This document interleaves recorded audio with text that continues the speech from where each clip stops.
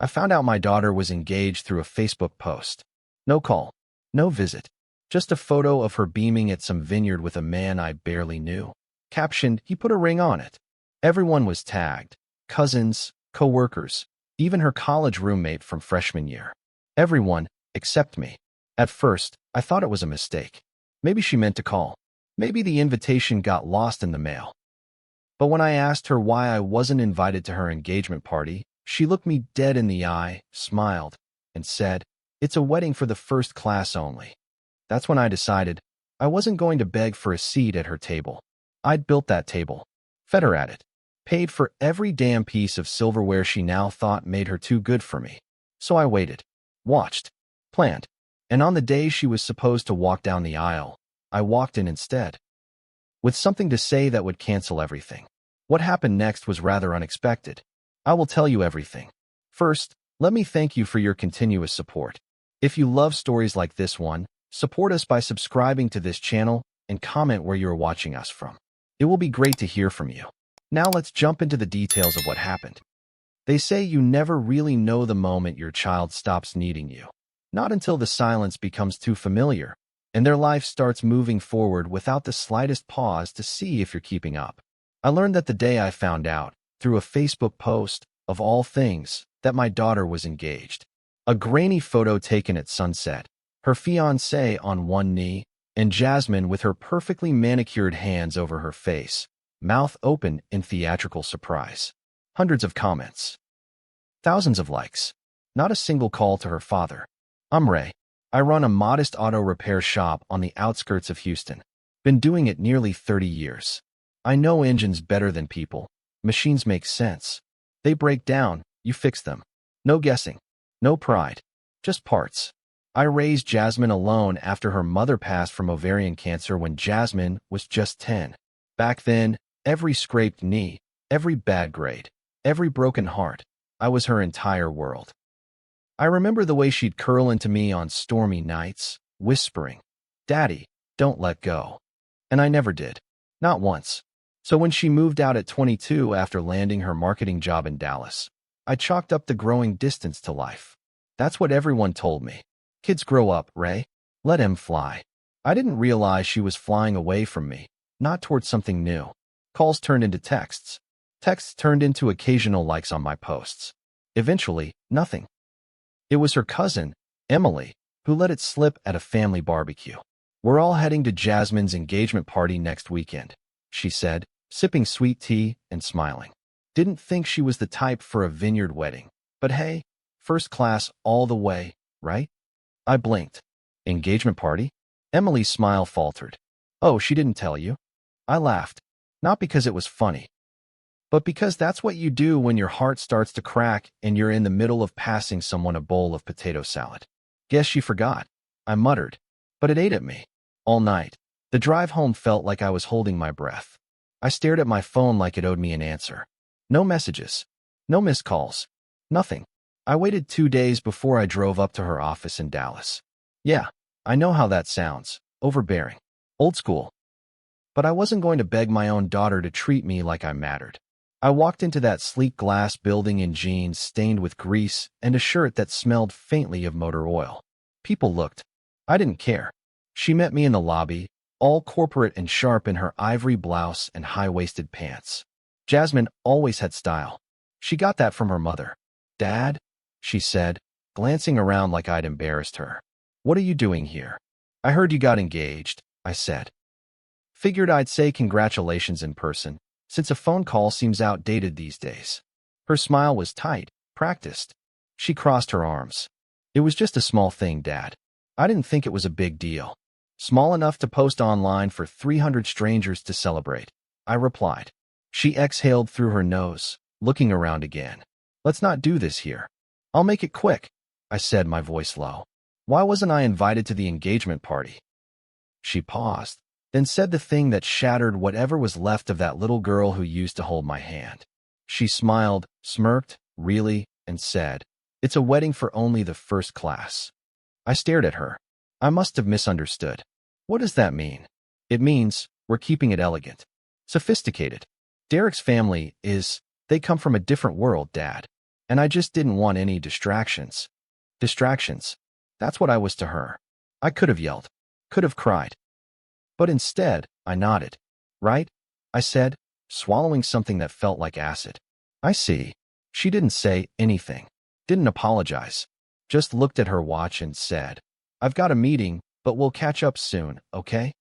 I walked out of that building feeling like a ghost. It wasn't the words that hurt the most. It was how easy they came to her. Like I was some relic from a life she'd outgrown. I drove home in silence, the radio off, headlights carving shadows into the highway. Every mile back to Houston felt like I was being buried under the weight of my own failure. Back in my modest house, I sat in the dark kitchen for hours, the overhead light flickering with that damned buzz I kept meaning to fix. I stared at the fridge where her old drawings still hung, crayon rainbows and wobbly stick figures. One said, "Me and Daddy," with our arms stretching across the page. I remember how proud she was when she taped it up there herself. That night, something shifted in me. Not anger, not revenge, just a quiet resolution. If Jasmine needed to be shown what first class really looked like, if she thought value came from appearances and silk napkins and crystal centerpieces, I'd show her something better. Not to shame her, but to remind her who raised her, what sacrifice looked like, what love cost when it was unconditional, and maybe, just maybe, what it meant to walk away with your head held high, not because the world finally saw your worth, but because you never stopped knowing it. The morning after Jasmine dismissed me with that smug little line, "It's a wedding for only the first class," I woke up before the sun even touched the sky. I sat on the edge of my bed, elbows on my knees, hands clasped like I was praying. But I wasn't praying. I wasn't even angry. I was stunned into a silence that felt like grief. I kept thinking about that smile she gave me. That was what did it, not the words. People say dumb, hurtful things when they're embarrassed or trying to impress others. But that smile was meant to wound. It told me she had no intention of walking it back. That wasn't a moment of weakness. That was her truth. I spent the better part of that morning pacing through my house like a man waiting for a verdict. And then, around 9 a.m., I got in my truck and drove over to my sister Linda's place. Linda had always been my sounding board, even when we didn't agree. She was already on the porch with her coffee, wearing that same old housecoat that made her look like every black mama on every sitcom from the 90s. She didn't even say hello when I pulled up, just narrowed her eyes and said, "You look like hell, Ray." I sat down beside her. She didn't invite me, Lynn. Linda turned to me slowly. To what? Her engagement party. She stared at me for a second, blinked, and whispered, "You're joking." I shook my head. And when I asked her why, she smiled and said it was a first-class wedding. Like I wasn't worth it. Linda's lips parted in disbelief. Then she let out a slow, furious breath. Oh, she done lost her damn mind. I didn't argue, I said. I just left. Linda put her mug down with a sharp clink. Ray, I know you love that girl more than life, but you need to stop letting her walk over you like some welcome mat. I didn't answer. She wants to play brand new? Fine. Let her. But don't you sit around here moping like you ain't got options. I looked at her. What do you mean? Linda leaned back in her chair, her voice cooling into something more thoughtful. Ray, you've been living humble for so long. You forgot that you ain't broke. You sold your second garage a few years back for what? 6 figures. I nodded. 8. She raised her eyebrows. 8? You never said that. Didn't see the point in bragging, I said. Linda smirked. Maybe not. But maybe she needs to be reminded who the hell raised her. She think first class means designer bags and champagne brunches? You need to remind her that real class comes with character, with sacrifice. I didn't say anything, but something in my chest stirred. I had tried so hard to give Jasmine a better life than I had. Worked myself ragged so she'd never have to worry about rent, school, food. I ate beans and rice for a whole year just to make sure she had enough to study abroad in Paris. She called me crying when her card declined at a bakery in Montmartre. I wired money that same day without hesitation. And now I was too second class to sit at her table? Linda's words echoed in my head as I drove home. I didn't want revenge, but I did want her to remember. Not out of guilt, but out of truth. So I made a call. Alonso Diaz was an old friend from way back. He and I started out working at the same garage when we were barely 20. We used to fix up beaters together, smoking cheap cigars out back like we had it all figured out. While I built up my little repair business, Alonso got into luxury rentals, then into high-end dealership work, then event planning. He was a man who knew how to make things look expensive, and more importantly, he knew how to keep things quiet. "Ray," he shouted when he picked up. "Been a minute, man. Still driving that rust bucket?" "Same one," I said. "Runs like a dream." "Hell yeah, it does. You rebuilt that engine with your bare hands." We caught up for a few minutes. Then I got to it. "I need a favor." Alonso chuckled. "Oh, what kind of favor?" "I need to show someone I know what first class really looks like. Not for vanity, just clarity." He whistled low. "Sounds like someone messed with the wrong mechanic." "Something like that." Alonso didn't hesitate. "What do you need?" "Luxury car for a few weeks. Suit that doesn't make me look like I'm faking it. Maybe a few event contacts, if you got him." "I'll do you one better," he said. "Come by next Friday. I'll have something ready. No charge." "Can't do that," I said. "I ain't asking," he replied. "You helped me get my first lift for the shop back in the day. Let me return the favor." That was the start of it. Over the next 2 weeks, I worked with Alonso to polish myself up. Not change who I was, but present differently. Clean-cut suit. Custom-tailored. A 2023 Range Rover that he let me borrow from one of his staging lots. Subtle but loud. I updated my LinkedIn. Yeah, I still had one, and posted a photo with the caption, "Success is quiet. So am I." It got more likes than any post I'd ever made. I also made a couple of quiet real estate moves. Nothing flashy. I just transferred my old savings into some new accounts with a wealth management firm Jasmine used to intern for. I wanted my name to be somewhere her circle might recognize, even if just in passing. Then I waited. I didn't try to contact her. I didn't comment on her wedding updates or text her that I missed her. I let the silence stretch out like a rope, one she'd have to pull first if she wanted me back in her life. But I had no intention of sitting idly by at home while she paraded around like I didn't exist, because I wasn't just going to show up at her wedding. I was going to walk in while she was saying her vows, and I was going to cancel it myself, not out of vengeance, but because some lessons can't be whispered. Some truths have to be declared in front of everyone. The day of Jasmine's wedding dawned bright and cloudless, like the universe had the audacity to pretend everything was fine. I stood in front of the mirror that morning, adjusting the cufflinks Alonso had lent me, silver, polished, understated. I barely recognized the man staring back at me, not because of the tailored navy suit or the luxury watch ticking quietly on my wrist, but because I looked unbothered, composed. I wasn't shaking. I wasn't rehearsing. I was ready. But inside I was bleeding.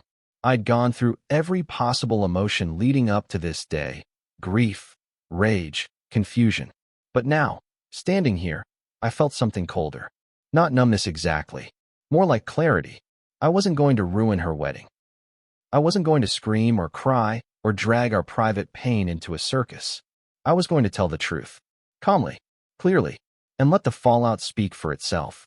The venue was a sprawling estate vineyard about 40 minutes outside Dallas, the kind of place where everything smelled like money and subtle floral arrangements. I arrived just as the ceremony was beginning. Guests seated in perfectly aligned rows on white chairs, a string quartet playing some delicate song I couldn't name. I stayed just out of sight, near the back where the valet line curved toward the service road. From there, I could see her, Jasmine. She stood at the altar in a gown that looked like it belonged in a bridal magazine. Off-the-shoulder silk, pearls in her hair, face glowing under a veil of pride and performance. She was smiling at Derek, her soon-to-be husband, a clean-cut finance type who'd always struck me as decent, if a little spineless. He once called me to ask for Jasmine's ring size. I remember liking him then. The officiant cleared his throat. "We are gathered here today to celebrate the union of Jasmine Marie Holt and Derek Allen Bradford."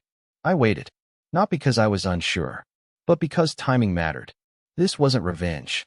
This was a lesson, and it had to hit right. They exchanged their vows. Hers were poetic, his were awkward but sweet. The audience laughed at the right parts, wiped their eyes at others. Jasmine smiled, radiant, untouchable. If anyone here has reason these two should not be joined in holy matrimony, speak now or forever hold your peace. Silence. And then, I do. The crowd turned like one giant organism. I walked slowly down the aisle, not rushed, not dramatic, just steady, calm.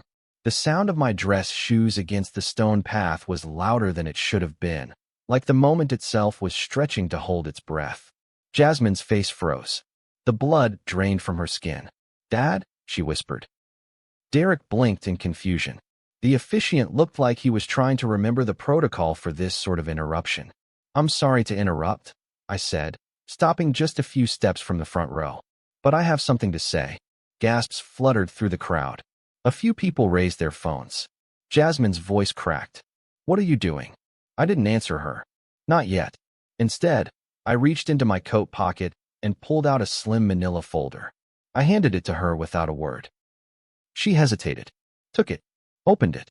Inside were copies of my financial records, bank statements, investment portfolios, property deeds, the whole thing. A curated snapshot of the life I'd built. A life she decided wasn't good enough to be part of hers. She looked at it, confused, then annoyed. "What is this supposed to be?" I turned to the crowd. "For those of you who don't know me, I'm Ray Holt. I'm Jasmine's father. I raised her alone. I missed birthdays to work double shifts. I ate canned soup so she could take dance lessons. I sold the garage I built with my own hands to pay for her college. And I did it all without ever asking for anything back." Jasmine's mouth tightened. "But last month, she told me I wasn't invited to this wedding because it was for the first class only." I paused. So I wanted to make it clear. I could have bought this venue twice over. I could have outbid her fiancé's parents on the dress, the cake, the champagne. But I didn't. Because I don't value wealth you have to show off to believe in. The guests were dead silent now. I turned to Jasmine. "I gave you everything I had. And when you no longer needed me to survive, you decided I was too embarrassing to stand beside you on your big day." "That's not true," she said, voice shaking. "But it is, Jasmine. And you know it." I looked at Derek. "Did you know I tried to reach out to her after the engagement? Did you know she told me this wedding was private because she didn't want to mix worlds?" He looked at her. "Jazz, is that true?" She didn't answer. Her face said enough. I let the silence hang for a beat longer, then stepped back. "I'm not here to make a scene. I just wanted you to know, being first class isn't about money. It's about character. And I refuse to let you rewrite who I am to fit the narrative you need to justify cutting me out." Then, as if it were the most natural thing in the world, I turned around and walked away. Behind me, whispers erupted. Cameras clicked. Someone muttered, "Damn." I didn't look back. But as I stepped into the Range Rover and pulled away, I saw Derek walk off the stage. Alone. The drive back from the vineyard was quiet, but my mind wasn't. I didn't feel triumphant. There was no high, no satisfaction in having stolen the spotlight. I wasn't some bitter old man trying to humiliate his daughter. I was a father whose last card had just been played in a losing game. And deep down, I knew there'd be no going back from it. I pulled into my driveway just before sunset, the Texas sky smeared in oranges and pinks like it had nothing better to do than remind me how beautiful endings could look. I sat in the Range Rover for a moment longer, my hands still gripping the wheel. My knuckles were white, my shoulders tight. I could still hear Jasmine's voice, sharp, disbelieving, wounded. "What are you doing?" Like I was the one who broke something sacred. And maybe I had. I went inside, loosened my tie, and poured myself a drink. Whiskey. Just one glass. Then I sat at the kitchen table and waited. For a phone call. For a message. For something. It came around 9 p.m. Not from Jasmine. From Emily, her cousin. "Uncle Ray," she said, voice low and urgent. "That video's gone viral. Someone posted the whole thing on TikTok. Your speech. Her reaction. All of it. It's everywhere." My stomach turned. "I didn't mean for that." "I know," she said. "But it's too late. People are talking." By midnight, the tags were everywhere. Hashtag father of the bride. Hashtag first class dad. Hashtag the wedding speech. Strangers were calling me brave, calling Jasmine spoiled. Some people said I'd ruined the most important day of her life. Others called it long overdue justice. There were reaction videos, duets, debates, but all I saw was my daughter's face in those screenshots, caught mid-gasp, humiliated. I didn't want that for her. I wanted her to understand, not to suffer. The next morning, Linda showed up unannounced. She had that look on her face, the one that said she'd already read everything before she got out of bed. "You broke the internet," she said, closing the door behind her. "I didn't post anything. You didn't have to. Everyone else did." She sat across from me and reached for my hand. "You okay?" I nodded, but I wasn't. I didn't want this to go viral. Linda's voice softened. "You told the truth. People don't get to control what the truth does once it's out there." She wasn't wrong. But still, I hadn't heard from Jasmine. Not a call. Not a text. Then, that afternoon, Derek called. I stared at the screen when his name popped up. I almost didn't answer. But something told me I needed to hear this. "Mr. Holt," he said, voice tight. "It's Ray," I replied. He was quiet for a second. "I just wanted to say, I didn't know she'd said those things to you. About the first-class thing. About not inviting you. I only found out after everything blew up." "Doesn't change much," I said. "I know," he replied. "But I need you to know. I respected you. I wanted you there." I reached out to Jasmine after I proposed. I asked her if I should call you. She said, "You two weren't close anymore. That you'd moved on." I laughed bitterly. "Moved on from my own daughter?" "I know," he said. I believed her. I didn't ask questions. I should have. There was a long silence. Then he said, "We're not going through with the wedding." My chest tightened. "Because of what happened?" "No," he said. "Because of what I saw after." She wasn't sorry, Mr. Holt. She was angry that she got caught. Angry that you embarrassed her in front of people she thought were more important than you. I sat down, suddenly exhausted. "She called you names," he added. "Said you were manipulative. That you were trying to ruin her happiness. That you only showed up to steal something from her." I closed my eyes. She really said all that? Yeah. And I realized, if she can erase you, she can erase anyone.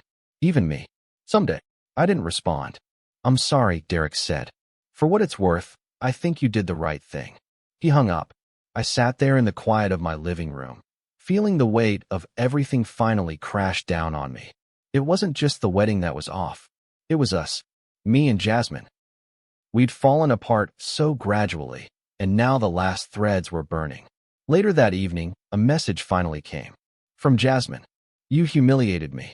Hope it was worth it." No apology. No acknowledgement. Just blame. I stared at it for a long time. Typed a dozen responses. Deleted them all. Then I finally sent one line. "You broke my heart long before I broke your wedding." And I turned off my phone. Jasmine didn't leave her apartment for 3 days. The condo she used to flaunt on Instagram. White marble countertops, framed art that said "Girl Boss" in gold cursive, a closet full of curated outfits. Felt like a cage now. The blinds stayed drawn. The food went untouched. Her phone was a grenade she didn't want to hold, vibrating every few minutes with another alert she refused to open. She'd deleted TikTok, turned off comments on her Instagram. People she hadn't spoken to in years were suddenly tagging her in duets of the wedding speech, stitching clips of her face at the altar with their own commentary. This is what happens when you treat your parents like status liabilities. Her father's class is in his dignity. She lost hers trying to impress strangers. The worst part? She couldn't argue with them. She tried. At first. The night of the non-wedding, she stormed back to her condo, called Derek, and demanded he explain why he didn't defend her. He didn't pick up. Then she called her best friend, Tara, who answered with hesitation in her voice.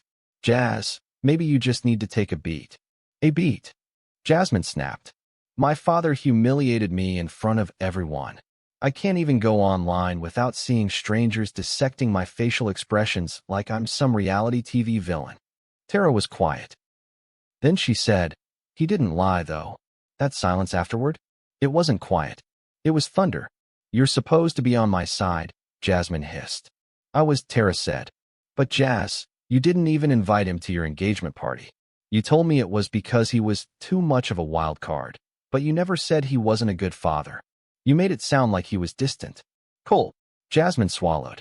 "He is. Is he?" Tara asked. "Or did you just get embarrassed of where you came from?" She hung up before Jasmine could answer. Now, On the third day of her self-imposed exile, there was a knock at the door. She ignored it. Then another knock. Then a familiar voice. Low, steady, maternal. Jasmine, it's your Aunt Linda. I'm not leaving until you open this door.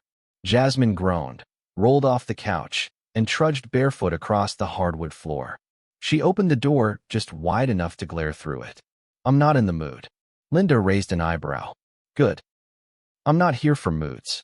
I'm here for truth. She walked past Jasmine before she could argue, clutching a brown paper bag and a steel resolve. I brought food, she said, placing it on the kitchen counter. You look like you haven't eaten a damn thing in days. Jasmine didn't respond. She sat down, arms crossed. Linda didn't sit. She leaned against the counter and looked her dead in the eye. You got a lot of people talking about you right now, but I'm not one of them. You know what? Jasmine stayed silent. Because I already knew what you did to Ray. I just didn't think you'd double down when he called you out. I didn't ask for any of this, Jasmine snapped. I just wanted one day. One perfect day.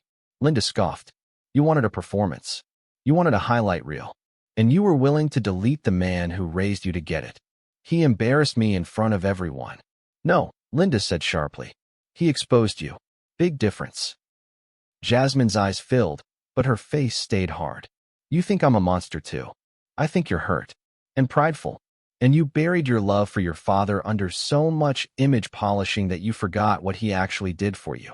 Linda opened her purse and pulled out a small photo, worn at the edges. Faded.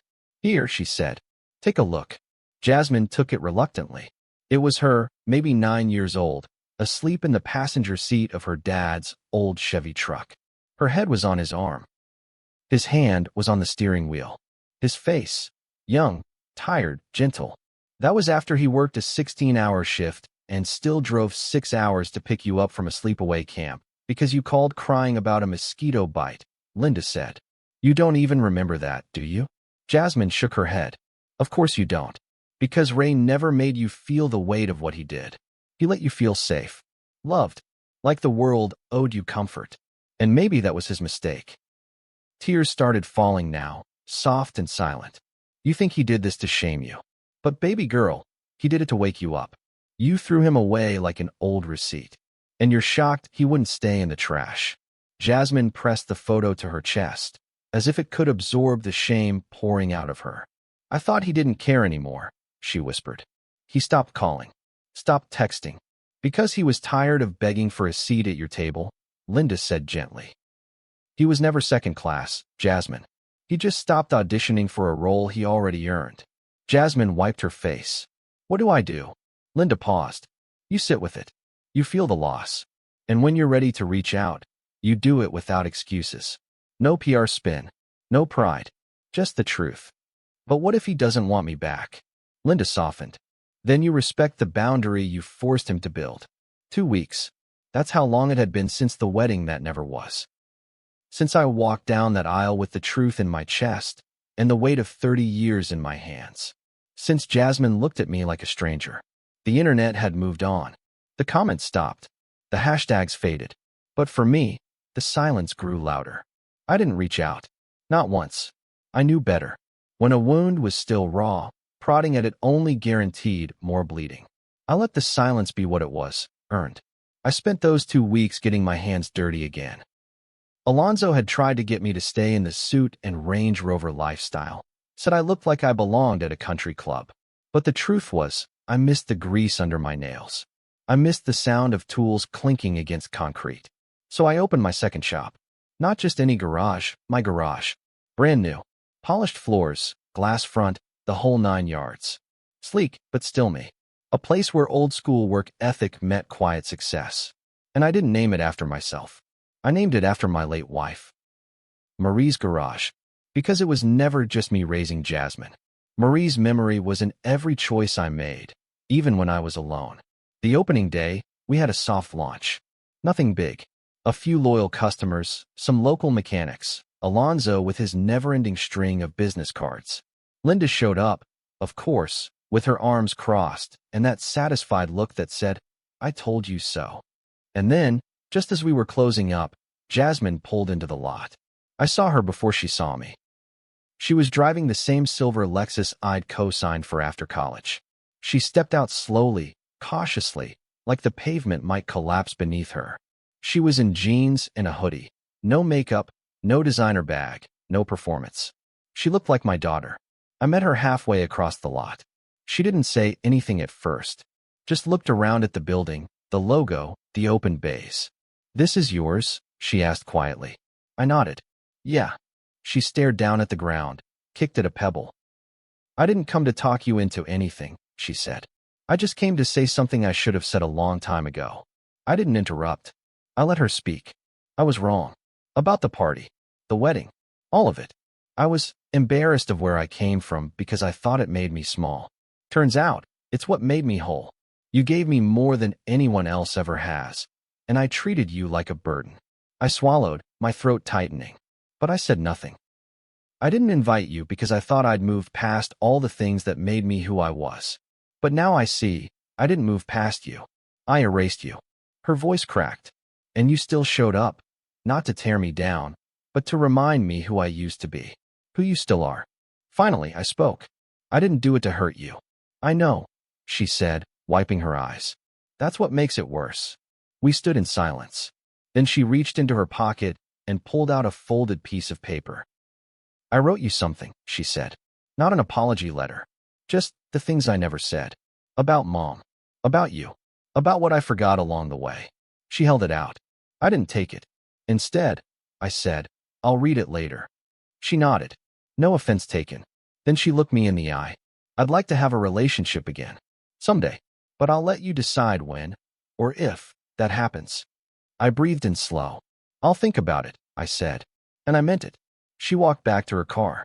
No hug. No grand gesture. Just a quiet retreat. But she'd come. Not with excuses. Not with entitlement. With humility. That was enough for now. As I watched her drive away, Linda stepped beside me, holding 2 coffees. "You gonna call her?" she asked. "Not today," I said. She handed me a cup. "You think she meant it?" "I think she finally saw me." Linda took a sip. "Sometimes that's all we ever want." I looked up at the garage. Clean lines, fresh signage, sunlight glinting off the glass. A new beginning built on the bones of a quiet, honest life. I'd never be flashy. Never be first class in the way the world defined it. But I'd been a damn good father. And now, for the first time in a long time, I was being a good man to myself. Have you ever had to walk away from someone you raised or loved because they no longer saw your worth? If this story hits something in your heart, drop your thoughts in the comments. Let us know, did Ray make the right call? Would you have handled it differently? This space is for you to reflect, share, and support each other through these real-life family crossroads.